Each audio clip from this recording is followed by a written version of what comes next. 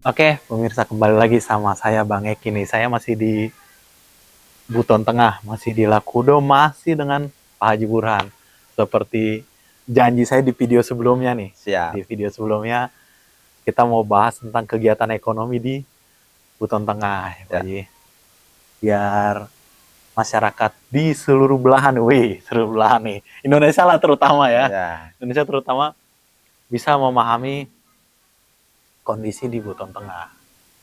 Dan juga warga Buton Tengah asli yang hari ini mungkin merantau juga ya bisa sedikit bernostalgia lah dengan penjelasan-penjelasan dari Pak Burhan yang ya kalau udah sukses di luar mungkin biar pulang ya. pulang ya biar pulang ke Harapannya segitu. Buton biar pulang bangun Buton. Nah, oke Pak Ji. Sebelumnya kan kita bahas bahwa Buton Tengah ini kabupaten yang bentuknya kepulauan ya. Siap, Kepulauan. ya. Nah, penjelasan terakhir itu bahwa kegiatan ekonomi di sini tuh adalah apa tentang Budidaya budidaya rumput laut. rumput laut. Nah itu sebenarnya apa-apa aja nih Pak Haji? Karena mengingat kayak ini aja nih kalau di belakang kamera ini kalau lihat nih, ini pas pantai nih. Jadi cuman nggak mungkin kita bikin backgroundnya sono, backlight karena Ya, ya, pas ya. cahaya, pas mataharinya ke sini. Jadi ini Pak Haji, apa aja sih Pak Haji yang kegiatan ekonomi di Buton Tengah yang cukup digeluti sama masyarakat? Apa aja tuh Pak Haji? Kalau pada umumnya ya, Iya. Bang Isu, bahwa untuk Butong Tengah ini yang betul-betul potensial adalah budidaya rumput laut. Rumput Ya, laut ya. ya. Itu budidaya rumput laut yang mau dibilang adalah ekonomi untuk Butong Tengah sekarang. Nah itu yang harus perlu diperhatikan juga. Rumput laut itu ada berbagai macam variasi ya. Ada namanya, kalau sini bahasanya ada agar-agar ya. Ya kalau Nah, ya, kalau ngobrol-ngobrol bilang agar-agar ya. iya, agar-agar. Kalau sini bahasa untuk bahasa sehari-hari warga Buton Tengah itu mereka bilang agar-agar. Hmm. Ya, itu agar-agar. Ada yang namanya SP ya. Ya, ada namanya katoni. Ya, dua spesies itu adalah yang betul-betul digeluti di Buton Tengah ini. Nah, untuk SP yang mau dibilang ya harganya di bawah, artinya tidak terlalu mahal. Dan katoni adalah harga yang mau dibilang kualitasnya mungkin harga tinggi. Hmm. Nah, mungkin dari kesempatan ini juga yang saya mau utarakan Iya, sama benar. pemirsa atau teman-teman yang ingin melihat ini, rumput laut ini yang paling terbaik di Buton. Untuk Buton Tengah ini yang paling terbaik di Indonesia. Ya, saya pernah baca memang di Google. Nggak, Januari. Nah, Waktu saya kesini kan saya lihat banyak rumput laut dan saya iseng searching tuh. hmm, Memang salah satu rumput laut terbaik itu dari Sulawesi memang. ya, Nah itu dari Buton Tengah ini. ya, kalau Buton Tengah hasilnya memang terbaik. Hmm. Karena memang kenapa terbaik? Posisi air laut itu adalah masih mau dibilang ya lestari. Ya, masih Hmm. bagus lah, makanya Iya, kenapa? ya. Karena memang kandungan eh, rumput laut yang ada di Buton Tengah ini ada tanpa melewati beberapa mungkin obat apa. Jadi masih ya mau Iya. dibilang alami ya, Iya, karena alami. lautnya belum tercemar ya. Betul. Iya. Dan itu mungkin kesempatan ini juga bahwa supaya warga tahu yang melihat ini atau masyarakat yang telah melihat ini, saya juga mohon bahwa bisa juga dilihat lah, dilirik lah. Dilirik ya. Pengusaha-pengusaha atau usaha-usaha yang berkaitan dengan rumput laut gitu Ya, ya. Kalau itu ya bisa datang ke sini berarti ya. betul. Kalau sejauh ini memang masyarakat itu jalur distribusinya seperti apa Pak Ji? Mereka langsung ke pasar kah atau ada orang pengepul yang datang ke sini Pak? Nah, ini nih seru nih kalau Bang Eki sudah ngomong begini. Jadi awal mulanya rumput laut itu kan, yang namanya rumput laut ya berarti di laut ya. Hmm. Di laut, setelah itu 1 bulan baru mereka panen. Terus tahapannya itu penjemuran. Ya moga-moga aja penjemuran itu tidak ada hujan ya, berarti cepat tahapannya. Setelah penjemuran mereka otomatis kan jual. Iya, benar. Ini jual ini biasanya setiap desa. Ya bukan setiap daerah, setiap desa itu ada semacam ya mau dibilang tengkulak ya. Itu ada. Umpama nih pada umumnya ini yang ambil ini dari Makassar, Sulawesi. Pada datang ambil sendiri. Inilah kelemahan. Nah, kalau mau dibilang ya kita masuk lagi ke pemerintahan. Ya. Inilah kelemahannya. Kalau memang kita ingin membudidayakan rumput laut, terus petaninya, pekerjanya adalah warga kita sendiri. Ya bila perlu pemerintah yang serap lah. Itu apa? Bahwa ya keluhan pasti mungkin Bang Eki juga sudah tahu. Di mana-mana itu kalau harga bagus, petani akan terus menerus. Nah, ya Benar.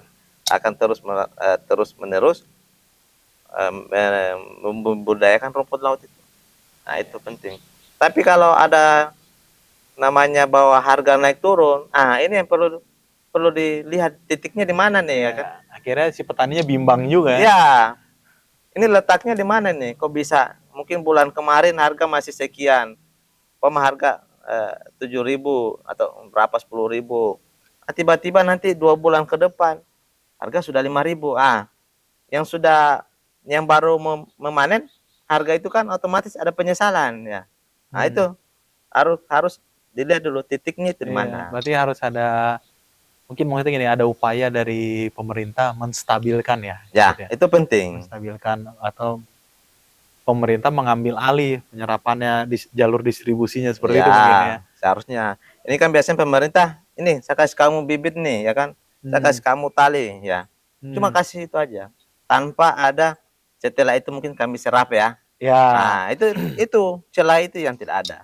Tapi alangkah bagusnya warganya kerja, warganya yang berbudaya rumput laut, dan pemerintah daerah juga yang mengambil arti bahasanya ya supaya tidak usah keluar jauh-jauh lah. Benar. Tugasnya pemerintah daerah bagaimana mencari market, Pak. Market ini penting. Itu adalah satu menjadi PAD juga buat Kabupaten Buton Tengah. Padahal rumput laut itu kalau saya tidak salah digunakan juga untuk bahan-bahan kecantikan ya. Oh, bukan cuma kecantikan, banyak. Iya, karena jalur distribusi atau beberapa, kalau lagi-lagi kalau saya tidak salah negara yang banyak mengimpor ya. Mengimpor rumput laut itu kayak Jepang, Korea itu nomor satu, Jepang, Korea nomor satu.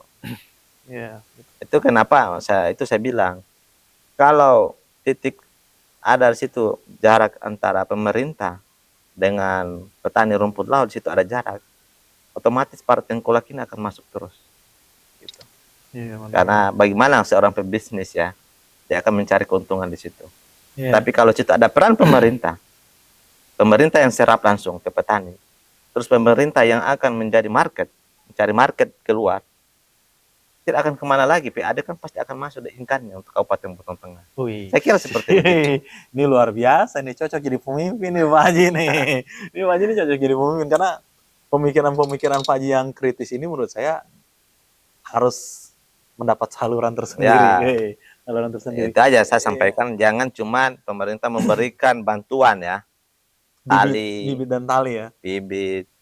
Nah, itu jangan cuma itu. Kalau bisa dikawal lah sampai selesai. Eksekusi juga. Ya, itu yang saya mau. Bukannya kita mengkritik pemerintah, cuma itu ada saran sebagai dari tokoh masyarakat ya. Ya, benar. Supaya kalau bisa ada peran pemerintah di saat penjualan itu kan lebih bagus. Nanti pemerintah cari marketnya keluar, ya kan gitu. Kalau bisa, kalau ada saran saya itu, pemerintah Buton Tengah membangun satu badan yang khusus mengelola rumput laut. Memberikan mereka modal. Di situ nanti pemerintah yang menyerap. Bagaimana mungkin ya, ini pandangan saya lagi nih. Rumput lautnya ada. Ya. Rumput laut terbaiknya ya di sini. Siap. Orang yang membutuhkan ada. Bukan hanya orang, tapi bahkan salah satu negara, berarti perusahaan-perusahaan di negara tersebut ada. Ya mungkin perlu diwujudkan tuh Pak Haji. Siap. Ini salah satu celah pemerintah yang kurang itu. Wih. Tapi kalau memang itu titik itu dijalankan, seperti saya bilang, di saat kita membantu masyarakat, khususnya petani rumput laut, akan menjadi income yang untuk Kabupaten Buton Tengah, Pak.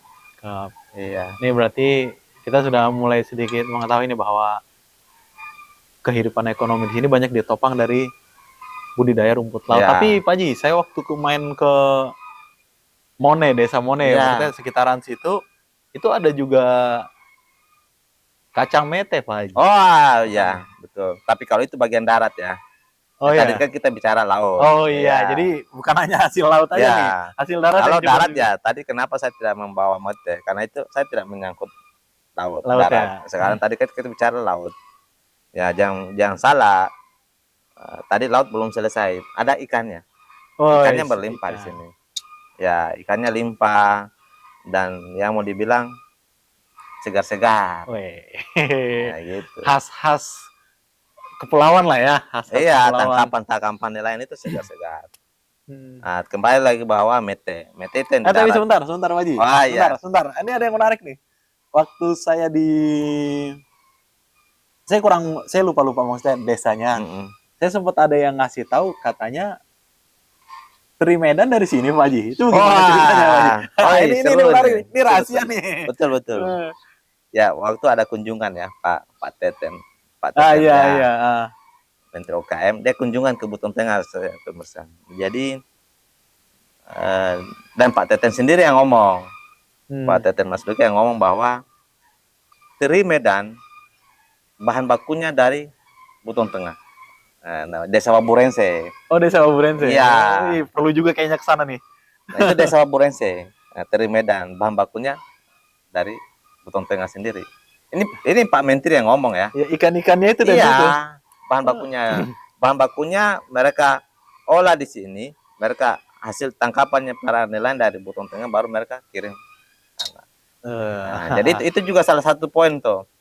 Jadi sama dengan gambaran di Buton Tengah. Jadi saya pernah ditawarkan untuk bermain di situ ya, karena ada warga Waburense datangi saya ceritanya gitu. Ditawarin bisnis. Ya, artinya Anda dia ingin minta tolong di saya supaya membuka akses keluar. Nah, saya potong dulu. Jadi begini, pemirsa. Di video sebelumnya saya udah bilang bahwa Pak Haji ini banyak didatangi masyarakat, dan itu juga yang mendorong waktu itu masyarakat memperkenalkan saya ke Pak Haji ya. Oh, siap. Ada panitia. Jadi kalau tiba-tiba kita dengar Pak Haji ada warga datang dari jauh, ya memang itu hal yang sudah biasa di sini. Masyarakat datang ke Pak Haji walaupun dia bukan pejabat ya. Gitu. Diteruskan Pak Haji. Itu Desa Waburense penghasil teri itu lumayan jauh dengan yang ada di sekarang saya di Lakudo. Nah, Waburense itu ada kecamatan Mawasangka. Ya, saya ini kecamatan Lakudo dan jaraknya cukup jauh. Nah, di saat itu dia datang. Ya, di sana ada tengkulak juga, tengkulak teri, ikan teri. Dia datang minta pandangan dan minta saran. Awalnya dia kaget. Emang ini ya orang yang diceritakan masyarakat itu ya. Iya, jadi Pak Haji Burhan nih. Ini orang ini yang diceritakan Pak Haji Burhan. Dikirain kan mungkin gimana orangnya kan. Ya saya kasih pandangan hari itu. Saya bilang begini. Oke, kalau memang saya ingin bantu, saya akan buka akses ya untuk keluar. Berarti mau dibilang saya mencari market nih buat mereka-mereka. Nah, saya tanya, sampaikan apa keluhan mereka. Jadi keluhan mereka cuma modal. Selain modal dengan cari market. Nah, gitu. Jadi untuk persaingan mereka tidak ada. Persaingan antara tengkulak itu tidak ada. Nah, cuman karena kenapa saya bilang tidak ada? Yang ketemu saya itu ada bagangnya sudah ratusan bagang. Artinya perahu-perahu tangkapan untuk ikan teri itu namanya kan bagang ya. Iya. Itu banyak. Jadi terus umpama si A juga tengkulak juga ada bagangnya juga. Nah, jadi mereka bilang tidak ada gontok-gontokan masalah tengkulak. Iya. Sudah ada mereka punya seperti perahu masing-masing lah untuk tangkapan ikan teri itu. Jadi memang itu ikan teri itu perlu diolah dan perlu dikembangkan dan harus peran pemerintah juga harus turun di situ. Seperti saya bilang, kita mencari market. Nah, kembali ke rumput laut tadi. Tapi kalau itu ada market, nggak usah jauh-jauh. Kalau mau cukup di Indonesia ya, yang penting marketnya, artinya deal ya, pemain yang betul-betul real gitu. Tapi kalau ada akses untuk kita ekspor, why not ya? Wes, Nah, benar. ya harus. Benar. Artinya Benar. supaya kalau itu memang terjadi, nah itu bagaimana kita membuka kalau ada satu wadah yang bisa menaungi itu hasil laut.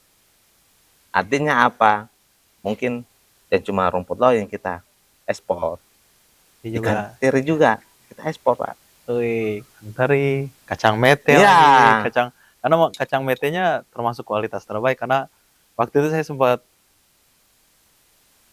ngobrol-ngobrol juga dengan petaninya. oh ya, oh sempat ketemu ya? Ya, sempat ketemu sama sempat tukeran nomor juga. Oh, iya, bagus Karena tuh. itu maksudnya itu yang tadi saya bilang bahwa saya juga banyak bahas di video sebelumnya bahwa memang warga di Buton Tengah ini ramah-ramah, Pak. Nah, Jadi mereka tuh sangat terbuka dengan orang-orang baru. Sekalipun saya datang apa mereka nggak kenal itu mereka terbuka ya, gitu. Itu menariknya. Nah, selain rumput laut, ikan teri yang ternyata teri Medan, bahwa saya ini orang Medan nih. Nah, oh Anak iya, Medan iya. nih, anak Medan lagi di Buton Tengah.